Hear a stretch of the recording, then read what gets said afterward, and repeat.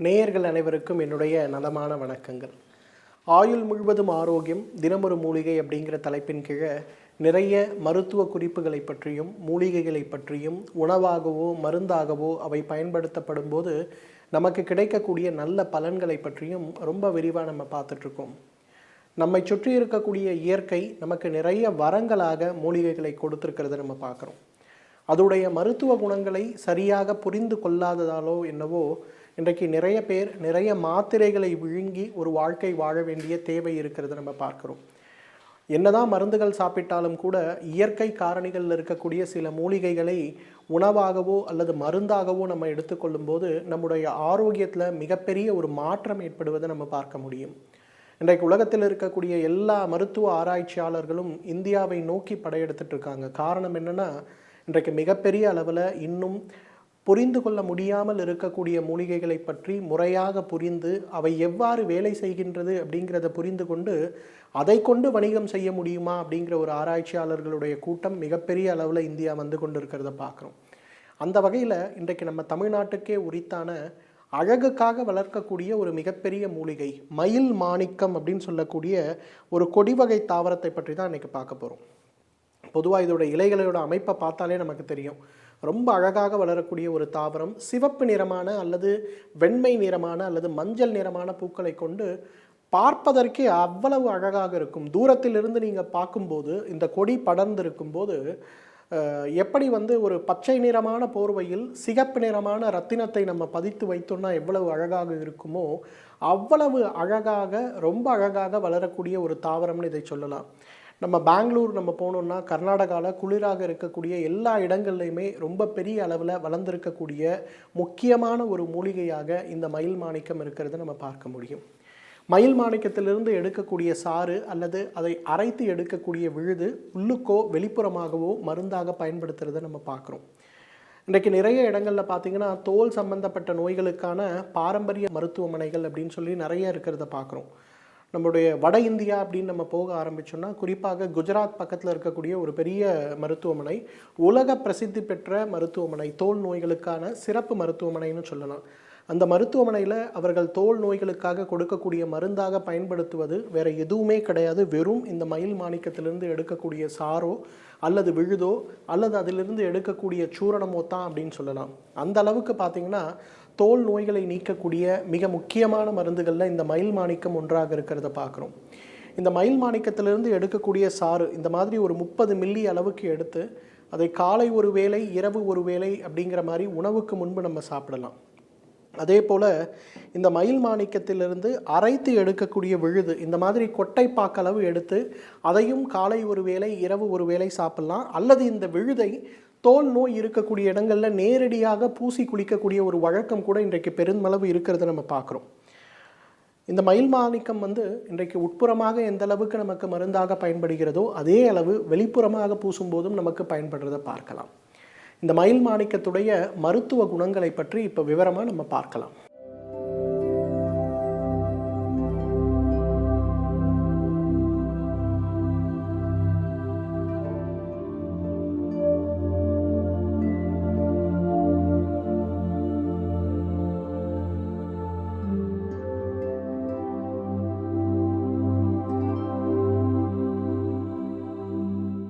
இன்றைக்கு பெண்களுக்கு ஏற்படுகின்ற மிகப்பெரிய பிரச்சனைகளில் ஒன்று எது அப்படின்னு பார்க்கும்போது கருமுட்டை பை நீர்க்கட்டிகள் அப்படின்னு சொல்லக்கூடிய ஒரு பிரச்சனை.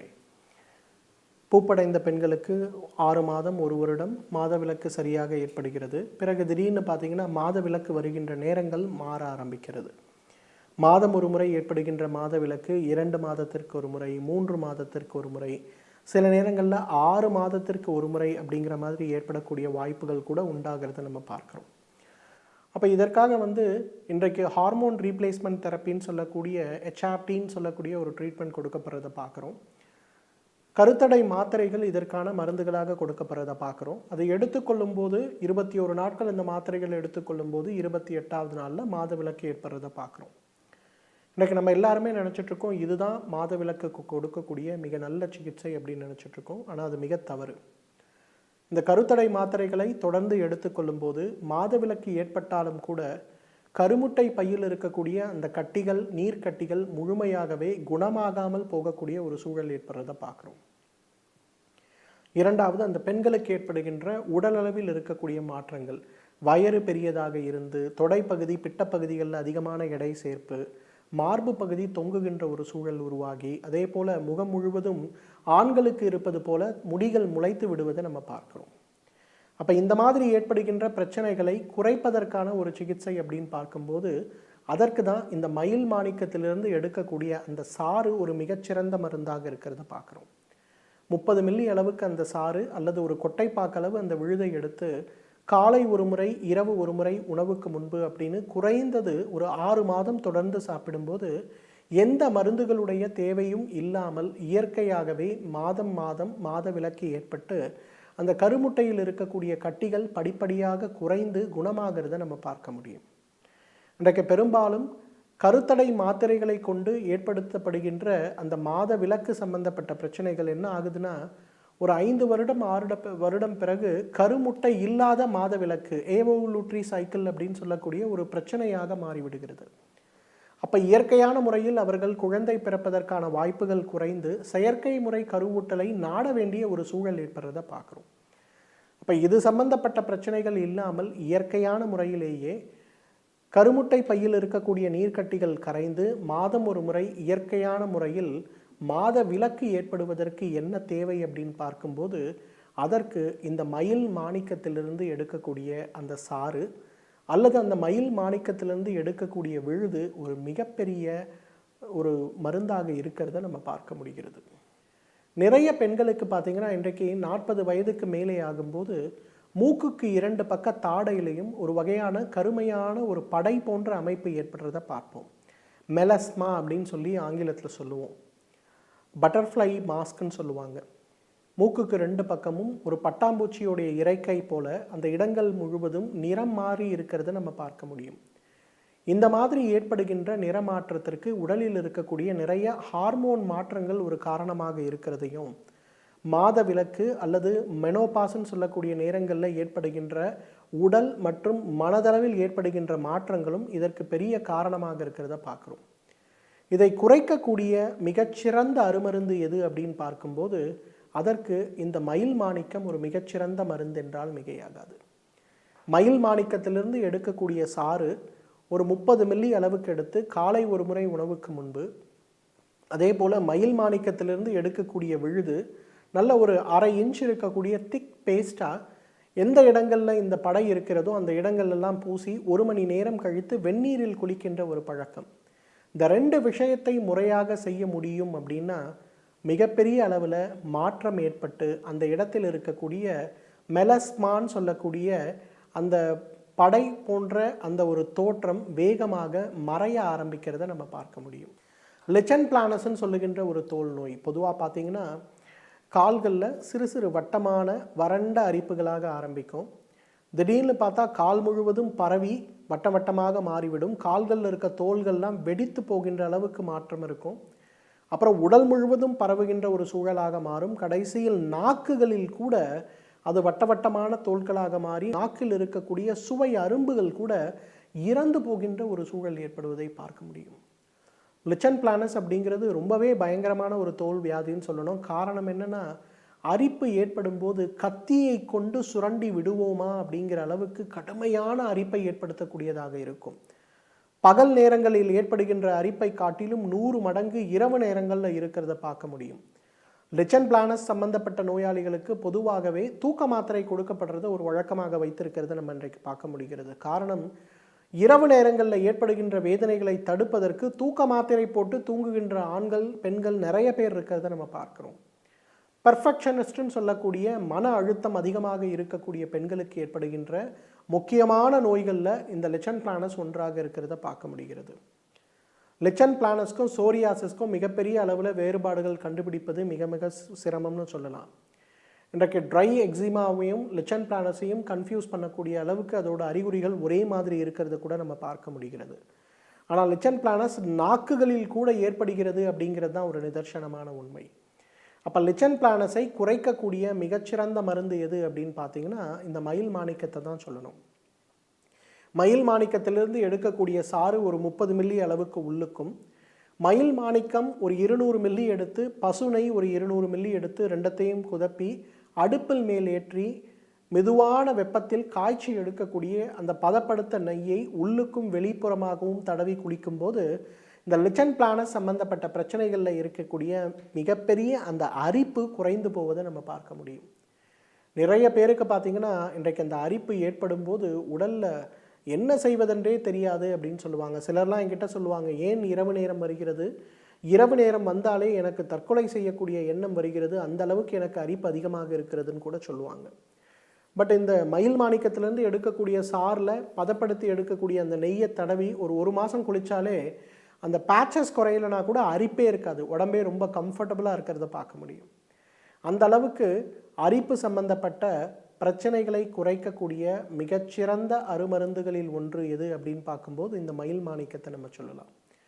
மயில் மாணிக்கத்திலிருந்து எடுக்கக்கூடிய சாறு உட்புறமும், அதே மயில் மாணிக்கத்திலிருந்து எடுக்கக்கூடிய சாறு அல்லது விழுது வெளிப்புறமோ, அல்லது அதிலிருந்து பதப்படுத்தி எடுக்கக்கூடிய அந்த நெய்யை வெளிப்புறமாகவோ நம்ம தேய்த்து குளிக்கும்போது மிகப்பெரிய அளவில் நல்ல முன்னேற்றம் மாற்றம் ஏற்பட்டு விடுவதை நம்ம பார்க்க முடியும்.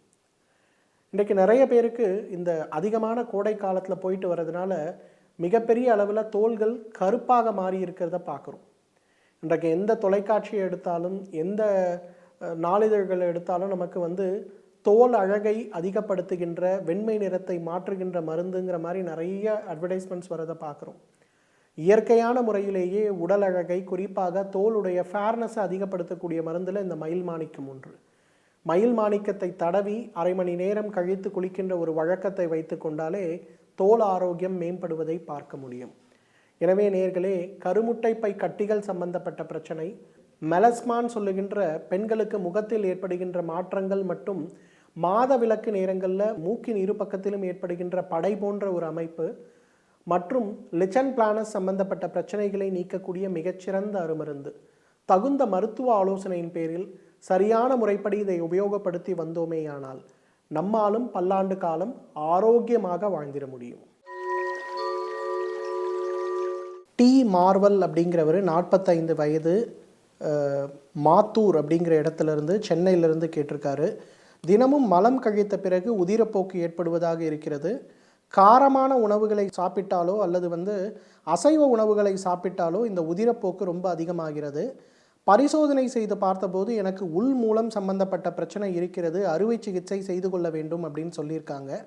அறுவை சிகிச்சை இல்லாமல் இந்த பிரச்சனையை குணமாக்குவதற்கு ஏதாவது வாய்ப்புகள் இருக்கிறதா அப்படின்றது கேட்டிருக்காரு.